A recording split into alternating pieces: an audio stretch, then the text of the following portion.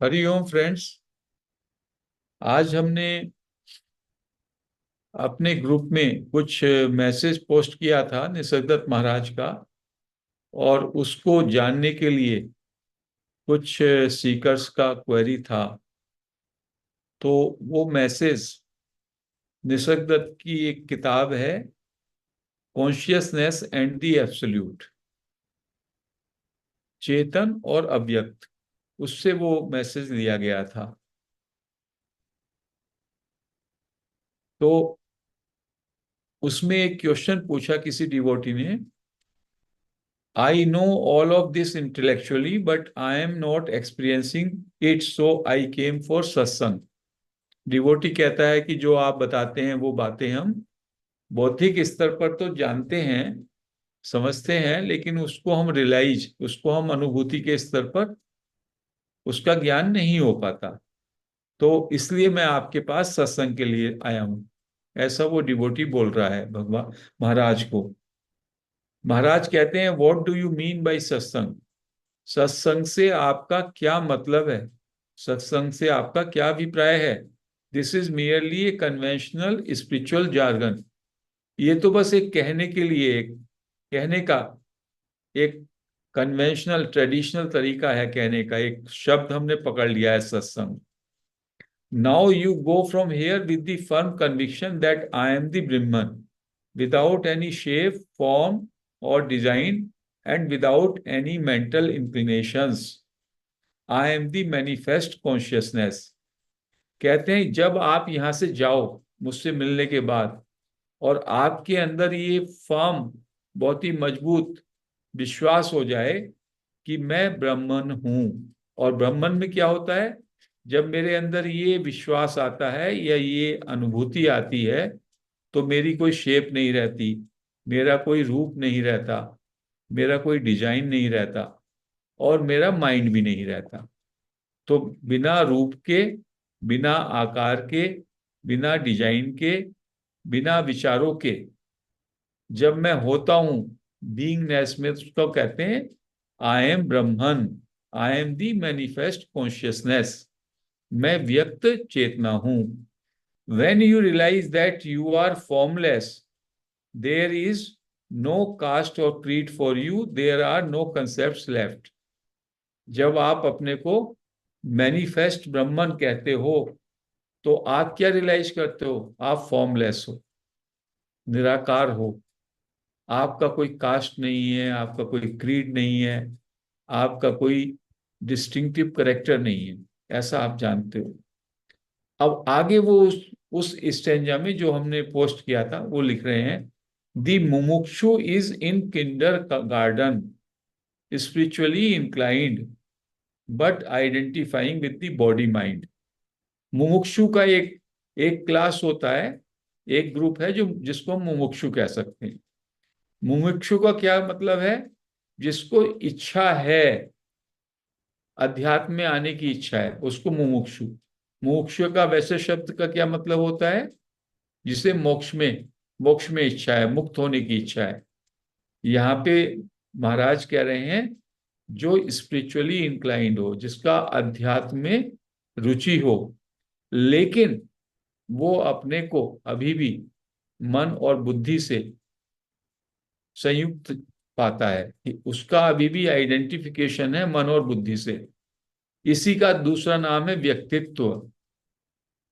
The साधक is one who has disidentified with the body mind.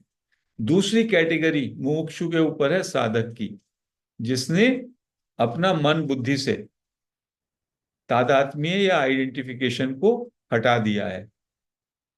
और फिर तीसरी जो कैटेगरी है वो है, a siddha is one who has stabilized in the knowledge I am, and in the process has transcended it. सिद्ध क्यों कौन है? जिसने आई एम में प्रैक्टिस करते करते, जिसका बीइंग भी, उसके भी वो पार चला गया है, होनेपन के भी पार चला गया, तो वो क्या हो गया?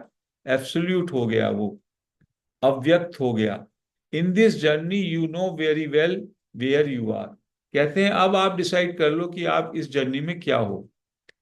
जो पुस्तक है आई एम दैट, उसमें भी इस बात का जिक्र किया है।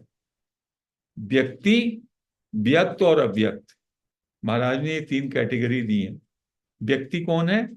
जो अपने को शरीर, मन, बुद्धि से युक्त एक सेपरेट एंटिटी मानता है, द्वैत में जीता है। मैं अलग हूं, बाकी दूसरे शरीर, दूसरे प्राणी और संसार अलग है। तो कहते हैं मुमुक्षु की श्रेणी में आप उनको रख सकते हैं, इनमें से, व्यक्तियों में से, जिनके अंदर अध्यात्म का रुचि है। हर एक व्यक्ति में तो नहीं होता, लेकिन कुछ व्यक्ति हैं जिसमें स्पिरिचुअल इंक्लिनेशन हो सकता है, तो उनको हम मुमुक्षु कह सकते हैं। तो अब आप चेक कीजिए whether you fall in this category. हम लोग इस प्लेटफॉर्म पे जुड़ते हैं, नेचुरली हमको आत्मबोध की रुचि है, तो हम इस कैटेगरी में अपने को रख सकते हैं। This is the number 1 category, starting point. Second category उन्होंने कौन सी कही है? साधक, जो साधना में लग जाता है, साधक। और साधना क्या है? स्टे इन आई एमनेस, मैं हूं में, ताकि आप अपने मन बुद्धि के तादात्म्य से हट जाएं। You when you stay in being, तो आप डिसआइडेंटिफाई हो जाते हैं मन और बुद्धि से, फॉर्मलेस में चले जाते हैं, नेम और फॉर्म से अलग हो जाते हैं। तब आप बीइंगनेस में होते हैं, आई एमनेस में। वो है व्यक्त। व्यक्ति हो गया मुमुक्षु, व्यक्त हुआ साधक, और फिर है अव्यक्त या सुप्रीम, सर्वोपरि, या उसको अव्यक्त कहते हैं। जब आईएम में रहने के बाद लगातार आपका आईएम का प्रैक्टिस चलेगा, तो एक टाइम आएगा कि आईएम भी वैनिश हो जाएगा, आईएम विल डिसअपियर। और तब क्या बचता है? तब अव्यक्त बचता है, एब्सोल्यूट, जिसमें ज्ञानियों की स्थिति होती है, जिसमें महाराज की स्थिति थी, रमन महर्षि की स्थिति थी, वो अव्यक्त है। तो हम लोगों की मंजिल क्या है? अव्यक्त है, और अभी हम मुमुक्षु के रूप में हैं। कभी कभी हम जब आईएमनेस की प्रैक्टिस करते हैं, तो उसमें थोड़ा बहुत हम लोगों को, कुछ भाइयों बहनों को, निर्गुण निराकार, आकार और गुण से और रूप से अलग होकर के अपने स्वरूप का बोध होता है, आयमनेस का बोध होता है। तो महाराज कह रहे हैं ये तीन स्थिति हैं, इनमें से आप देख लीजिए आप कहां पे। व्यक्ति, व्यक्त और अव्यक्त। व्यक्ति अपने को मन बुद्धि इंद्रियों का एक सेपरेट पर्सनैलिटी मानता है, उसके अंदर सेंस ऑफ डूअरशिप होता है, आई एम द डूअर। व्यक्त में क्या होता है? व्यक्त को कुछ मास्टर्स ने विटनेस भी कहा। उसमें क्या होता है? केवल आप आई एम पे रहते हैं, आपके अंदर है का भाव रहता है, मैं हूं। और आप अपना जो अटैचमेंट है या अपना आइडेंटिफिकेशन है, मन बुद्धि इंद्रियों देह से हट जाता है आपका। तो फिर आप, if you become formless, beingness is staying in beyond the form. उसमें फॉर्म नहीं है कुछ, केवल सेंस ऑफ प्रेजेंस है। और जब इसको कहा व्यक्त, मैनिफेस्टेड ब्रह्मन भी कहा, और उसके बाद ऐसी स्थिति आएगी जब ये व्यक्त की जो स्थिति है, आई एमनेस की, सेंस ऑफ आई एमनेस, जब आप इसमें लगातार ठहरेंगे, लगातार ठहरेंगे, तो it will also fly, it will also take a flight, ये भी वैनिश हो जाएगा, और तब आप अव्यक्त होंगे, जिसको कहा सुप्रीम या एब्सोल्यूट। तो हम लोगों को क्या अपेक्षा करनी चाहिए? धीमे धीमे हम, जो हमारा आइडेंटिफिकेशन है मन बुद्धि देह के साथ, जो कि पूरा अज्ञान है, उस अज्ञान को समाप्त करें, उस अज्ञान को छोड़ें। I am not the body, I am not the mind, I am not the senses, I am not the intellect. तब आप केवल आई एम में रहेंगे, और फिर आई एम जो है, आई एम ब्रह्मन। कहते हैं कि महाराज कहीं लिख रहे हैं, जब मैं अहम ब्रह्मास्मि में आता हूं तो धीमे धीमे मेरे अंदर बहुत सारी ग्रोथ होती है, बहुत सारी अंदर स्प्राउटिंग होती है। ब्राह्मण तत्व जो है वो मेरे अंदर, उसका विस्फोट होने लगता है। और महाराज के जीवन में एक टाइम ऐसा हुआ, तो महाराज के पास कोई भी आता और वो कुछ भी कहता, महाराज उसको कहते लेट इट बी सो, और वो हो जाता। कह रहे थे कि एक ओल्ड लेडी आई और वो ऑलमोस्ट मर रही थी, और इन्होंने उसको देखा और इन्होंने कहा, माँ उठो, यू कांट डाई, उठो चाय बना के लाओ। And then that lady lived for a very long time. तो अहम ब्रह्मास्मि में जब आपके अंदर वो विस्फोट होता है, तो विस्फोट में इतनी सारी चीजें हो जाती हैं उसमें कभी कभी।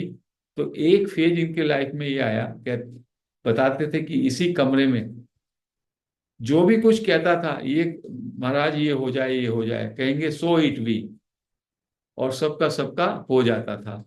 क्योंकि वो आत्म भाव इतना स्ट्रोंग होता है कि वननेस में, तो उसमें यदि कुछ भी संकल्प हो जाए ज्ञानी का, तो वो हो जाता है। रमन महर्षि के पास एक बार एक ओल्ड लेडी आई, उसके हाथ में बच्चा था उसका, 6-7 साल का, रोते हुए।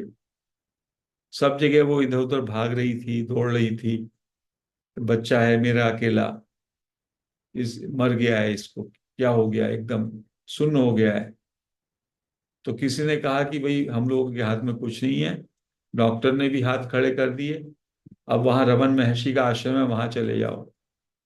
तो रमन महर्षि के आश्रम में गई, और रमन महर्षि के आश्रम में जाके उसको, बच्चे को रोते रोते उनके पैरों पे रख दिया, और कहने लगे, उनके सामने झुकी, जैसे भी उसने आरजू करी होगी, अपनी विनती करी होगी। तो रमन महर्षि कहते हैं कि मैं तो कोई संकल्प नहीं करता माँ, मैं क्या कर सकता हूँ, मैं तो कुछ संकल्प नहीं करता। और जैसे ही उन्होंने ये कहा और बच्चे की तरफ देखा, तो बच्चे में प्राण आ गए। तो उसके बाद वो बड़ी, उसने अंदर से बहुत उनको जो भी धन्यवाद है वो दिया। तो रमन महर्षि कहते हैं, मैंने तो माँ कुछ नहीं किया, ये एक इत्तिफाक है, इस इग्नोरेंस में ना रहना कि मैंने कुछ किया है। तो कोई लिखता है कि जब ज्ञानी संकल्प नहीं करता, तो नहीं संकल्प करने में भी संकल्प हो जाता है। जैसे जब आप कहते हैं मैं नहीं हूं, तब भी आप होते हो, क्योंकि होने वाला ही तो ये बोल रहा है मैं नहीं हूं। ऐसे ही यदि मैं कहूं मैं संकल्प नहीं कर रहा, तब भी तो संकल्प हो रहा है। ऐसा, तो इसलिए उनके पास वो गई, और वो तो एब्सोल्यूट में है, वो तो पर ब्रह्म में है, ब्रह्म से भी ऊपर है। तो ऐसा कोई व्यक्ति, उसके अंदर लेश मात्र भी कोई चीज, संकल्प का एक बहुत फ्रैक्शन का फ्रैक्शन भी यदि उसके अंदर उसकी स्फुरना हो जाए, तो वो अस्तित्व अस्तित्व उसको करके ही देगा। उसकी तरफ से कोई ऐसा नहीं होगा, लेकिन कभी क्या होता है, ऐसे भाव बन जाते हैं।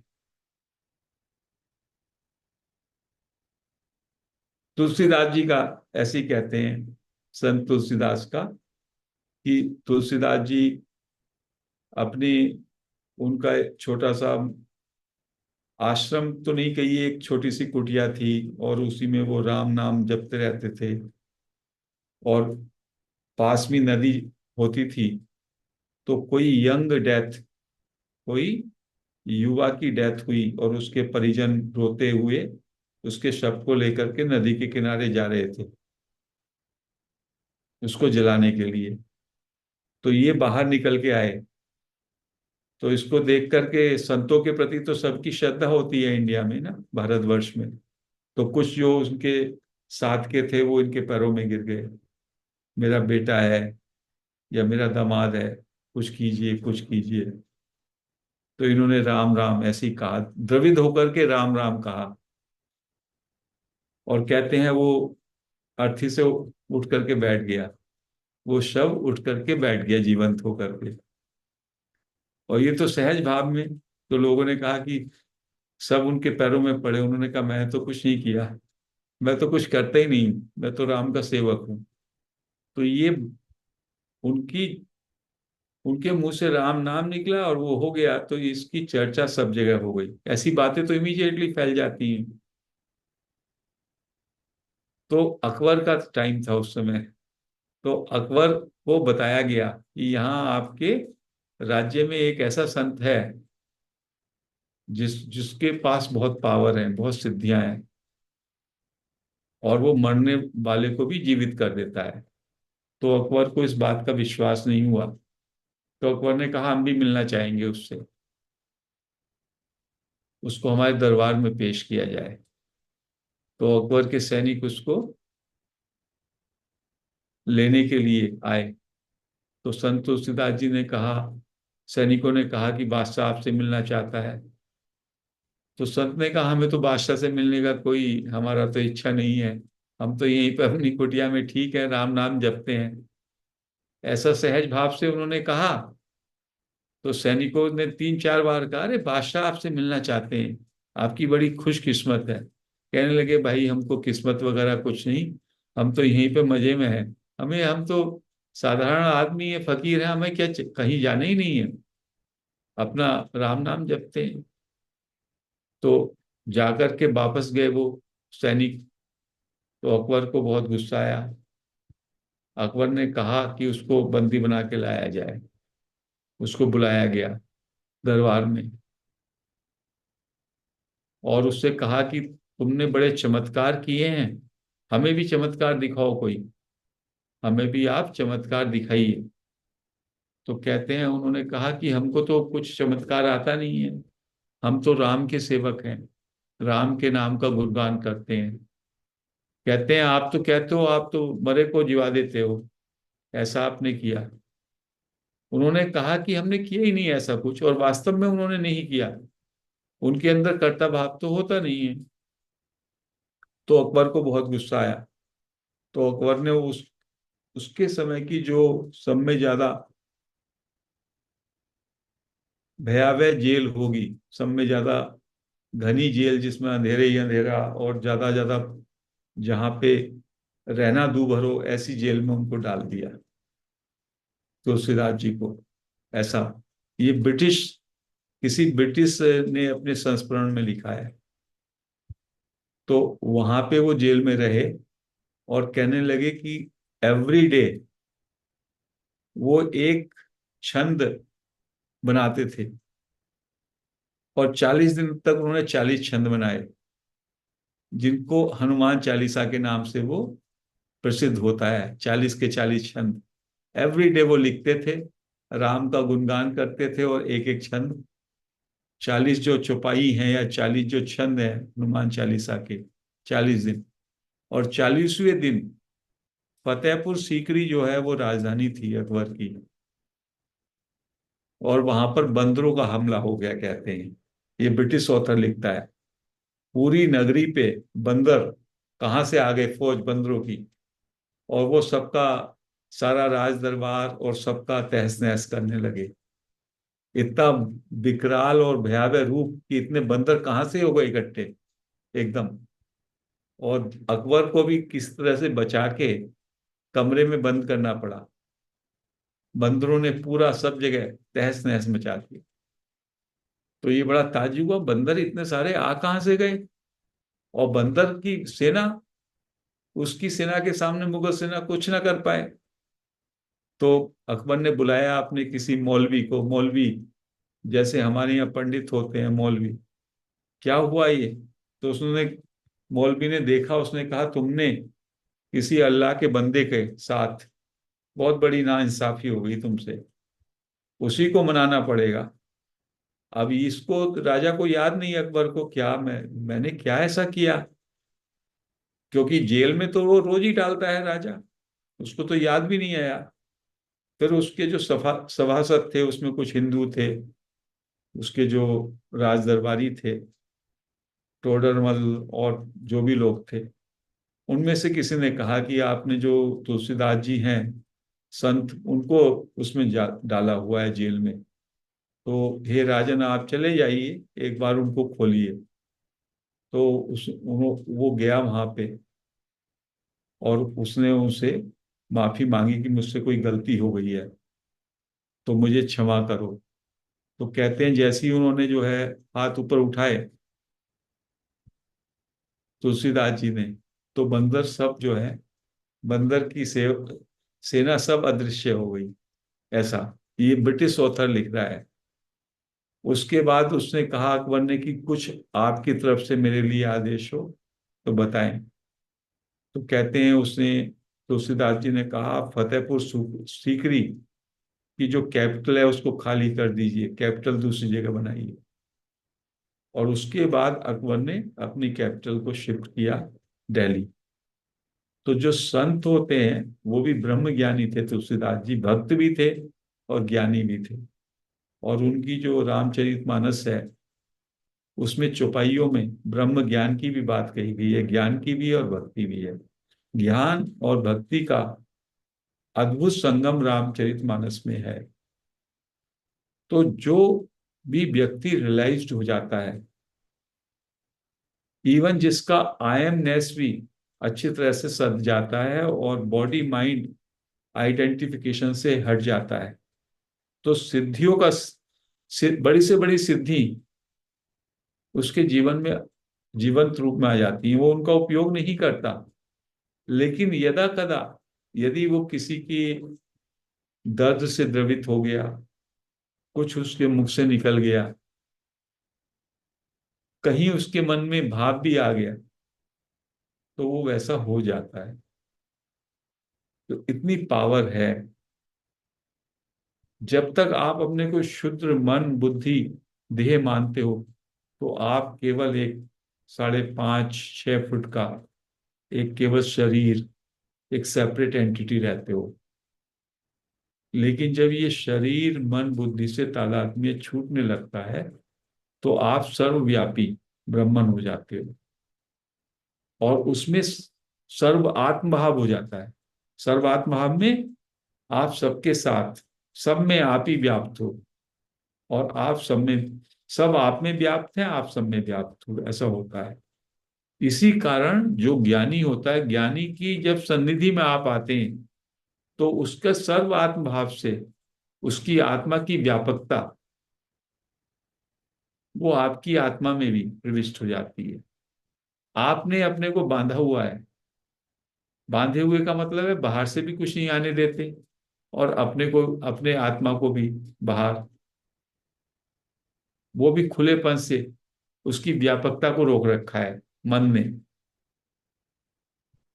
तो इसलिए जो भी संत है, जो भी ज्ञानी है, सत्पुरुष है, उसकी प्रेजेंस में आपको पीस, साइलेंस, बोध का अनुभव होता है।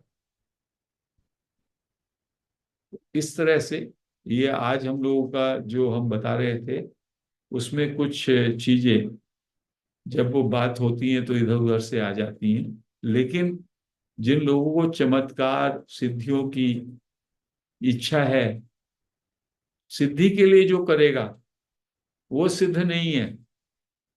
सिद्ध होना तो, सिद्ध होना कोई बड़ी बात ही नहीं है। पक्का सिद्ध कौन है? जो अव्यक्त में चला गया हो, अव्यक्त में एब्सोल्यूट परम ब्रह्म, उसके सामने कुछ बचता ही नहीं। वो परमेश्वर है, परमेश्वर का भी परमेश्वर है। ऐसा, उसके लिए क्या सिद्धि, उसके लिए क्या संकल्प, कुछ भी नहीं। और ये हम में से हर एक का संभावना है, हम में से हर एक वही हो सकता है, रादर वही है। निसर्गदत्त महाराज, रमन महर्षि कह रहे हैं आप वही हो। You are that, I am that का क्या मतलब है? I am that absolute, I am that siddha, this is what he is saying. केवल आपको थोड़ा अपना ज्ञान बढ़ाना पड़ेगा, थोड़ा उसके लिए समय भी देना पड़ेगा। एक जगह दूसरी जगह लिखते हैं वो कि 24 घंटे में शाम को आप आकलन करें कि आपने आपके मन में सुबह से लेके शाम तक क्या रहा, डेली एक्टिविटीज का रहा, काम धंधे का रहा, तो आप अभी देह के लेवल पे जी रहे हैं। कभी इस बात का भी आया कि थोड़े समय में ध्यान करूं, थोड़े समय में ये चिंतन करूं, थोड़े समय में आईएमएस के लिए ट्राई करूं? क्योंकि जो आप इंटेंसिवली जिस चीज में अपने को लगाओगे, वो चीज धीमे धीमे जागृत होएगी, वो प्रकट होगी। यदि आपने बस 10 मिनट कभी किया, कभी सुना, और फिर पूरे दिन जो है आप उसी रैट रेस में हैं, तो वो संभव नहीं है। उसमें आपको जीना पड़ेगा। जिस सत्य को आप चाह रहे हैं, जिस सत्य की आप अपेक्षा कर रहे हैं, उस सत्य के प्रगटीकरण के लिए आपको उसमें जीना पड़ेगा। आई एमनेस की जागृति के लिए आपको आई एमनेस में, बीइंग में बार बार उसके कंटेम्पलेशन में, उसमें ठहरना पड़ेगा। तब वो धीमे धीमे स्टेबलाइज होगा। तब आप मुमुक्षु की स्थिति से छोड़ करके साधक की स्थिति में आओगे। अब आप सोच सकते हैं हम सब कितने हैं? हम सब भी अभी केजी क्लास में ही हैं। महाराज ने आज हमको बता दिया अच्छी तरह से, we all are in KG class, मुमुक्षु हैं अभी। और आनापान सती वाले और कहाँ पे हैं, वो और सोच लें। धीमे धीमे जब आप आयन में प्रैक्टिस करेंगे और आयन में थोड़ा थोड़ा कभी ठहराव होगा आपका, तब आप साधक की श्रेणी में आएंगे, सीकर्स। लेकिन साथ में महाराज ये घोषणा भी कर रहे हैं कि इस सूत्र को पकड़ के आप इस पे चले तो बहुत जल्दी, 2 साल, 4 साल, 6 महीने, धीमे धीमे आप साधक और फिर और तीव्रता से तो सिद्ध हो सकते हैं। ये महाराज का, ये रमन महर्षि का, ये उद्घोषणा, ये एश्योरेंस है सब। तो हमको केवल इन सूत्रों को जीवन में उतारना है, ऐसा। आज का हम ये सत्संग यही समाप्त करते हैं। हरिओम फ्रेंड्स।